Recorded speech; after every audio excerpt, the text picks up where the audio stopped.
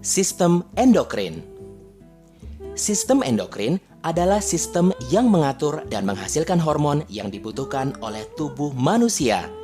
Sistem endokrin juga berhubungan erat dengan sistem saraf karena saling mengontrol satu sama lain.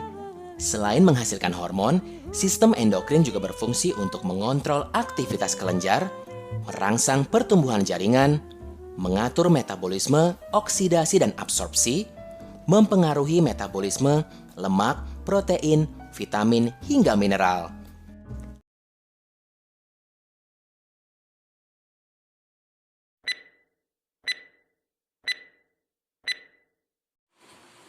Selamat siang untuk kita semua, salam sejahtera untuk kita semuanya.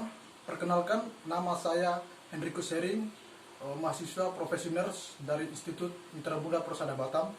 Di sini saya akan mempraktekkan dan menjelaskan terkait pemeriksaan fisik pada sistem endokrin. A few moments later. Baik, pada tahap preinteraksi ini kita akan mencek kembali catatan medik yang mana nama pasien, jenis kelamin, umur dan tanggal lahirnya apakah cocok betul pasiennya, maka kita akan melakukan tindakan. Sebelumnya kita mempersiapkan alat terlebih dahulu. A few moments later. Baik, sebelumnya kita mempersiapkan alat. Yang pertama stetoskop, ya. Yang kedua adalah hand scrub untuk mencuci tangan. Dan yang ketiga heskun. Nah, kemudian kita mencuci tangan terlebih dahulu sebelum kita melakukan tindakan.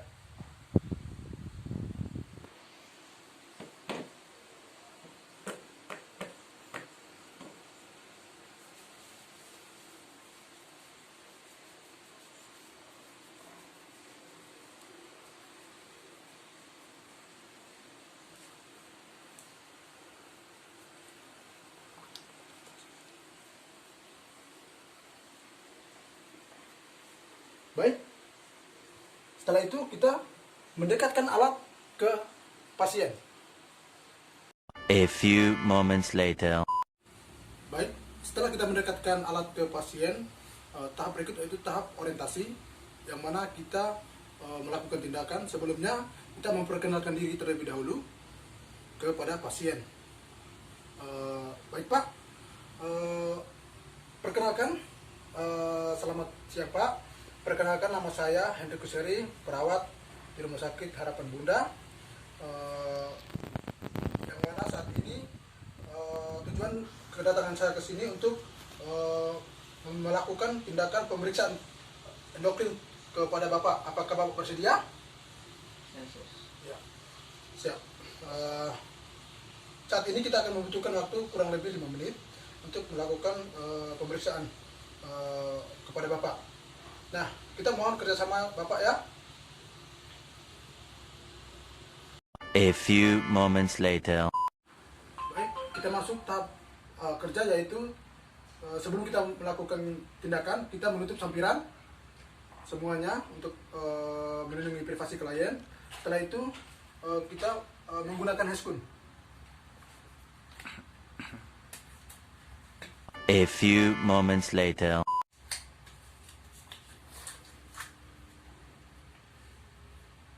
Permisi Pak ya, sebelumnya kita periksa dari ujung rambut sampai ujung kaki, yaitu dengan melihat kepalanya, ya, apakah ada pembengkakan di kepalanya atau tidak.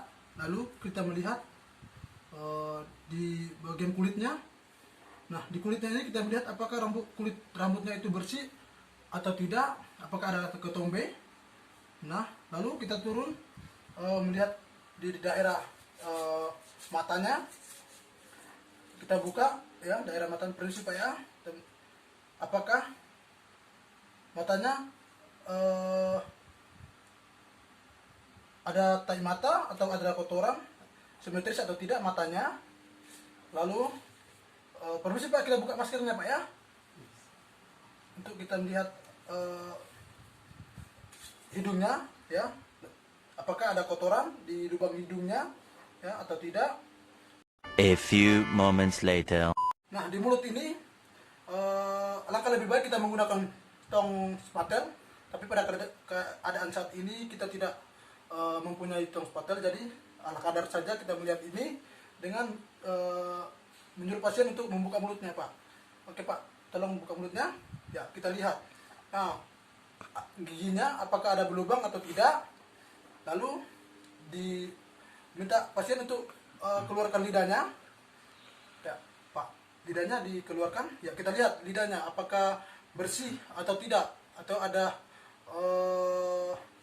kotoran di lidahnya.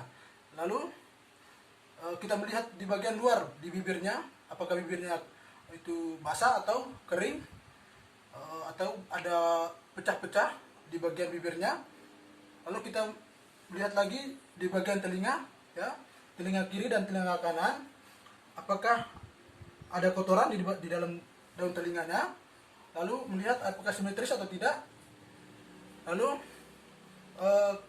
kita melihat bagian leher. Di bagian lehernya ini sangat penting ya pada sistem endokrin, di mana kita melihat apakah ada pembengkakan di kelenjar tiroidnya, ya, apakah ada pembengkakan atau tidak. Ya, lalu, nah, kita melihat lagi di daerah dada, ya, di bagian dadanya. Permisi Pak ya, kita buka ya Pak bajunya. Oke Pak. Nah, di dada ini kita lihat apakah simetris atau tidak puting susunya, ya, sejajar atau tidak bagian kiri dan kanan ya. Lalu keadaan dadanya posisinya sama rata atau tidak ya, bagian dada ini. Takutnya ada pembengkakan di bagian dada ya, sering terjadi pada saat kecelakaan. Lalu bagian tangan ya, bagian tangan ini kita melihat bagian kulitnya, kulit tangan ini apakah ada tanda-tanda urtikaria bagian kulitnya, warna kulitnya normal atau tidak. A few moments later. Lalu kita meminta pasien untuk sebelumnya kita melihat bagian kuku. Nah, di kukunya ini kita melihat kukunya bersih atau tidak. Lalu meminta pasien untuk mengangkat bagian tangan kiri dan kanannya. Coba Pak, angkat dulu bagian kanan tangan Bapak ya. Ya. Oke, baik Pak. Lalu sebelah kirinya. Ya Pak, baik. Lalu sebelum kita menuju ke daerah ekstremitas bawah, genitalia, kita melihat bagian abdomen. Nah,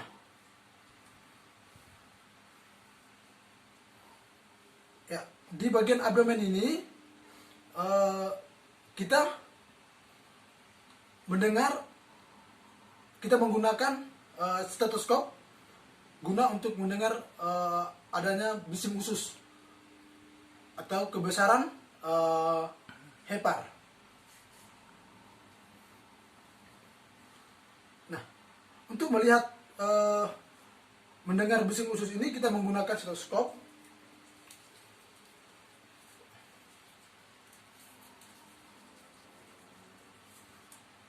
A few moments later.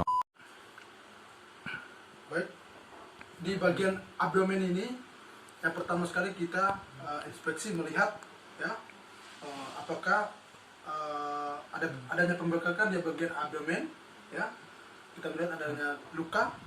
Nah, biasanya kalau pada perempuan itu ada bekas operasi ya pada abdomen bagian bawah ini. Nah, sementara kalau pada laki-laki kita melihat adanya luka, memar atau tidak pada abdomen ini. Lalu kemudian kita inspeksi, kita auskultasi, mendengar ya, kita mendengar. Nah, di sini kita mendengar adanya bising usus atau tidak pada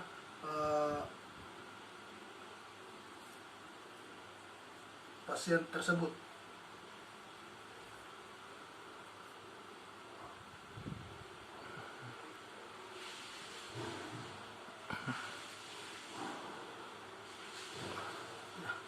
Lalu kemudian kita perkusi ya sejajar. Kita perkusi mulai dari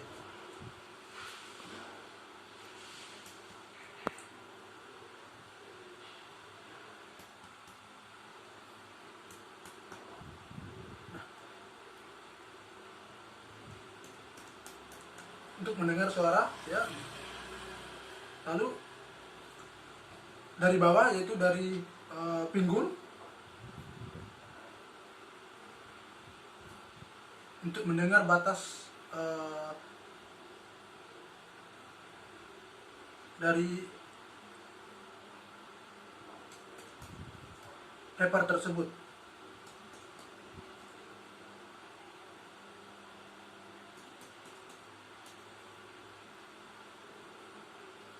Nah, setelah perkusi kita minta pasien untuk balik ke Pak, bisa miring Pak? Bisa Pak. Di sini kita meraba ya, atau palpasi, kita meraba sampai ke abdomen kiri bagian bawah. Pak, ada terasa nyeri Pak? Tidak. Pada saat saya melakukan tekanan seperti ini, adakah Bapak merasa nyeri? Nah, jika tidak ada berarti Bapak tidak memiliki sakit pembesaran HEPAR tadi. Berarti normal ya. Nah, kemudian kita melakukan untuk melihat daerah genitalia ya. Permisi Pak ya. Ya, kita melihat daerah genitalia apakah di untuk laki-laki bagian testisnya atau skrotumnya kita lihat apakah ada pembesaran atau tidak. Lalu di bagian area itu apakah bersih atau kotor ya. Lalu misal kata kalau di bagian perempuannya itu kita melihat di areolanya itu, di bagian di dalam areolanya itu apakah bersih atau tidak. Lalu apakah ada cairan.